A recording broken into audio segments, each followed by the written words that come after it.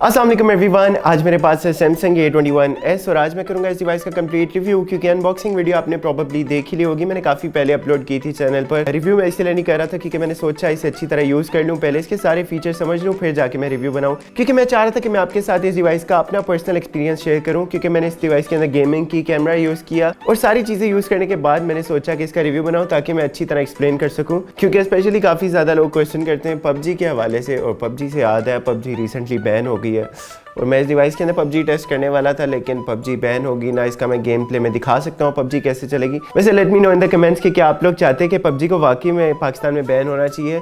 वैसे मेरे ख्याल से तो मैं नहीं कहूँगा कि किसी भी गेम को पाकिस्तान में बैन होना चाहिए, क्योंकि पहली बात कि ई स्पोर्ट्स भी काफ़ी बड़ा बिजनेस है और गेमिंग से मुझे नहीं लगता किसी को कोई नुकसान पहुँच सकता है। हाँ बहुत ज़्यादा कोई once in a blue moon अगर मेरे ख्याल से कोई ऐसा वैसा इशू होता भी है तो मेरे नहीं ख्याल से वो गेमिंग की वजह से स्पेसिफिकली हुआ होगा, लेकिन अब आई डोंट नो कि पूरा सिनेरियो क्या था, हुआ क्या होगा। वैसे मेरे ख्याल से एक एप्लीकेशन ऐसी ज़रूर है जिसे वाकई में बैन होना चाहिए और वो है टिकटॉक को बैन होना चाहिए। तो वापस फ़ोन की तरफ आते हैं। फ़ोन के बारे में मैं आपको बता रहा था। फर्स्ट ऑफ ऑल फ़ोन की प्राइस है पाकिस्तानी मार्केट्स में अराउंड 33,500, जो कि आई थिंक अच्छी प्राइस रखी गई है, क्योंकि टू बी ऑनेस्ट मैंने नहीं सोचा था कि स्पेशली सैमसंग इतनी प्राइस रेंज में कोई फ़ोन ऐसे स्पेक्स के साथ लॉन्च करेगा, क्योंकि टू बी ऑनेस्ट स्पेसिफिकली इस मॉडल के साथ मेरा एक्सपीरियंस तो अच्छा ही रहा है। मैंने कॉन ढूंढने की काफ़ी कोशिश की, मुझे ऐसा कोई इतना ज़्यादा मेजर कॉन फील नहीं हुए। सो फर्स्ट ऑफ डिज़ाइन के बारे में बात करते हैं। फर्स्ट ऑफ ऑल डिज़ाइन आप देख सकते हैं, स्पेशली बैक देख के लगता नहीं है कि यार ये इतनी प्राइस रेंज की डिवाइस है या महंगी डिवाइस है, क्योंकि सैमसंग की यूजुअली जितनी भी डिवाइसेस आ रही हैं, ये जो प्रिज्म वाला डिज़ाइन है जो यूजुअली हमें सैमसंग की डिवाइसेस में देखने को मिलता है, वही डिज़ाइन आपको इस डिवाइस में भी मिल रहा है। मतलब वो ग्लॉसी फिनिश के साथ बैक आपको मिल रही है, जो कि मल्टीपल एंगल से जब इसके ऊपर लाइट पड़ती है तो वो कलरफुल सा एक प्रिज्म बनता है। वही डिज़ाइन आपको इस डिवाइस में भी मिल रहा है कर्व्ड एजेस के साथ। बैक पर ही आपको फिंगरप्रिंट सेंसर भी मिल रहा है और to be honest fingerprint sensor की स्पीड मुझे कोई बहुत ज़्यादा अच्छी नहीं लगी, बस नॉर्मल स्पीड है। मतलब विद इन 1 सेकेंड से थोड़ा सा कम ही टाइम में आपका फ़ोन अनलॉक कर देता है। बैक पर आपको 4 कैमरास मिल रहे हैं।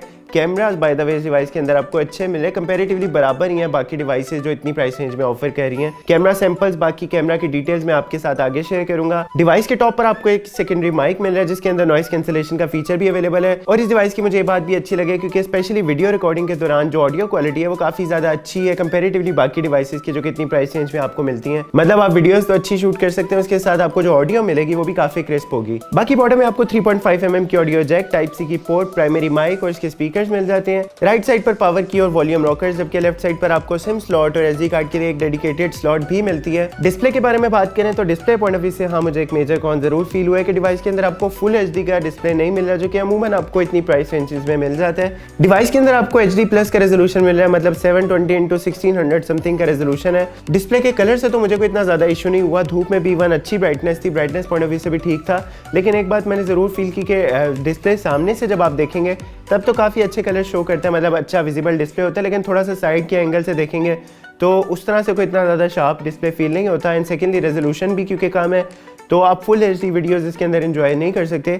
HD तक की वीडियोस आप इसके अंदर देख सकते हैं और इसके साथ HD तक का ही आप इसके अंदर गेम भी एक्सपीरियंस कर सकते हैं, game play. Moving on to the software and performance of the phone, तो फोन के अंदर आपको मिलता है एंड्रॉइड वेरिएंट 10 One UI 2.0 के साथ। मतलब इसके अंदर आपको ऑब्वियसली सैमसंग का इंटरफेस आपको पता है, सैमसंग का यूजर इंटरफेस एटलीस्ट मुझे काफी ज्यादा पसंद है, क्योंकि कलरफुल और फैंसी होते हुए डिसेंट भी होता है, तो सैमसंग का इंटरफेस मुझे काफी ज्यादा पसंद है, One UI स्पेशली। और इसके साथ साथ इसके अंदर सारे वो फीचर्स भी अवेलेबल है, डार्क मोड वगैरह, तो इसके अंदर आपको एंड्रॉइड 10 के सारे लेटेस्ट फीचर्स भी मिलेंगे। बाकी और चिपसेट डिवाइस के अंदर आपको मिल रहा है Exynos 850 का माली के G52 के GPU के साथ। और चिपसेट की परफॉर्मेंस का आप अंदाजा इससे लगा सकते हैं कि इसके अंदर मैंने मल्टीटास्किंग काफी ज्यादा एप्लीकेशंस भी एट अ टाइम यूज करा था, especially when it comes to gaming.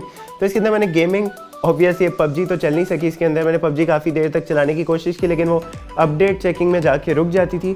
तो इसके अंदर मैंने इंस्टेड ऑफ पबजी मैंने इसके अंदर कॉल ऑफ ड्यूटी इंस्टॉल की। और मैं बाय द वे आपको रिकमेंड भी करूंगा, अगर आपको पबजी का बहुत ज़्यादा ही शौक था तो shift to Call of Duty. Call of Duty के एटलीस्ट मुझे ग्राफिक्स भी थोड़े बेहतर लगे और गेम प्ले भी थोड़ा सा बेहतर लगा था। तो कॉल ऑफ ड्यूटी इसके अंदर मैंने खेल के देखी, जितना मैंने बहुत ज़्यादा तो नहीं खेली लेकिन जितनी खेली बिल्कुल स्मूथ चली थी, अच्छे ग्राफिक्स में भी स्मूथ ही चल रही थी। और उसके बाद जब मैंने नीड फॉर स्पीड भी इंस्टॉल की, नीड फॉर स्पीड भी खेलते हुए मुझे ऐसा लैग फील नहीं हुआ।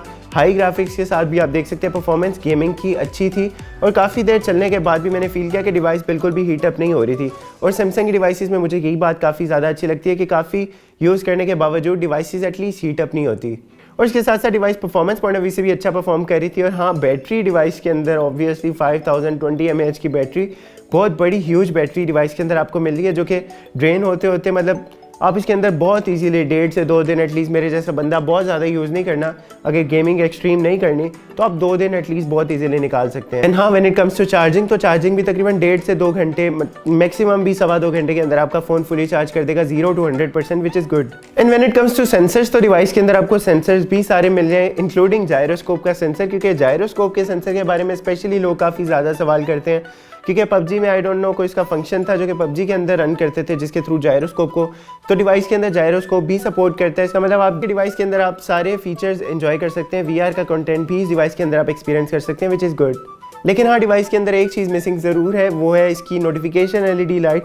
वैसे मुझे टू बी ऑनेस्ट इतना बड़ा कोई इशू नहीं लगा नोटिफिकेशन एलईडी लाइट, लेकिन लोगों को आई डोंट नो, क्योंकि स्पेशली काफ़ी ज़्यादा लोग मुझसे कमेंट्स में पूछते हैं कि इस डिवाइस के अंदर एलईडी नोटिफिकेशन लाइट अवेलेबल है, तो इस डिवाइस के अंदर तो मुझे नहीं मिली, मतलब इस डिवाइस के अंदर अवेलेबल नहीं है। अब आई डोंट नो ये कुछ लोगों के लिए ज़रूर कौन होगा, लेकिन मेरे लिए कौन नहीं है। And finally my most favourite feature, camera device के अंदर आपको मेन सेंसर 48 मेगापिक्सल का मिल रहा है, 8 मेगापिक्सल का अल्ट्रा वाइड सेंसर मिल रहा है, बाकी 2 मेगापिक्सल का मैक्रो और पोर्ट्रेट सेंसर मिल रहा है। मेन सेंसर डिवाइस का 48 मेगापिक्सल वाला एटलीस्ट मुझे काफ़ी ज़्यादा अच्छा लगा, जिसका अपर्चर आपको 2.0 मिल रहा है, मतलब अच्छा अपर्चर है, लो लाइट में भी अच्छा परफॉर्म करता है। And to be honest at first मुझे नहीं लगा था कि डिवाइस के कैमराज इतने अच्छे परफॉर्म कर सकेंगे, क्योंकि इससे पहले सैमसंग जो इतनी डिवाइसेज इतनी प्राइस रेंज में लॉन्च करता था, उनके बाकी तो अच्छा डिवाइस परफॉर्म कर लेती थी, लेकिन कैमराज इतने ज़्यादा कोई अच्छे खास नहीं थे, मतलब बाकी डिवाइसेज से कम्पीट नहीं कर पाते थे। लेकिन इस डिवाइस का मैं कह सकता हूँ कि इस डिवाइस का कैमरा एटलीस्ट इतनी प्राइस रेंज के बाकी सारे कैमराज से कम्पीट कर सकता है बहुत इजीली, क्योंकि इसे मैंने लो लाइट कंडीशन में, डे लाइट कंडीशन में, इंडोर आउटडोर यूज़ करके देखा और कंपेयर किया बाकी डिवाइसेस से,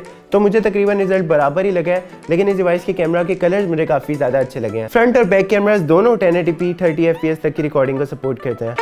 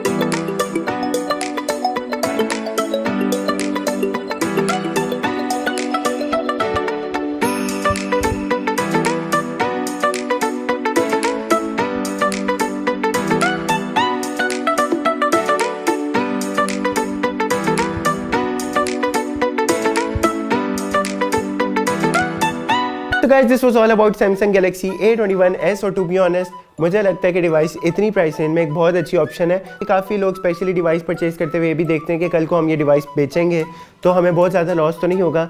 तो सैमसंग के बारे में एटलीस्ट मैं ये कह सकता हूँ कि इसकी रीसेल मार्केट में काफ़ी अच्छी होती है, डिमांड अच्छी होती है। तो सैमसंग की क्वालिटी पॉइंट ऑफ व्यू से लोग एटलीस्ट ट्रस्ट कर लेते हैं और अच्छा आपको रीसेल वैल्यू मिल जाती है सैमसंग की डिवाइसेस की। तो इस पर्सपेक्टिव से भी और ओवरऑल डिवाइस अगर आपने यूज़ करनी है लंबे अरसे तक, एटलीस्ट मैंने जितना इस डिवाइस को यूज़ किया मुझे तो इतना सच कोई इशू नहीं हुआ, ना हीटअप, ना परफॉर्मेंस पॉइंट ऑफ व्यू से, ना कैमरा पॉइंट ऑफ व्यू से। मुझे डिवाइस तकरीबन हर एस्पेक्ट से अच्छी लगी है। सो मजीद अगर आपने डिवाइस के बारे में कुछ भी जानना है तो आप मुझसे नीचे कमेंट्स में भी पूछ सकते हैं, मैं आपको रिप्लाई ज़रूर कर दूंगा। फिलहाल के लिए अपना बहुत ज़्यादा ख्याल रखिएगा। टेक केयर, अल्लाह हाफिज़।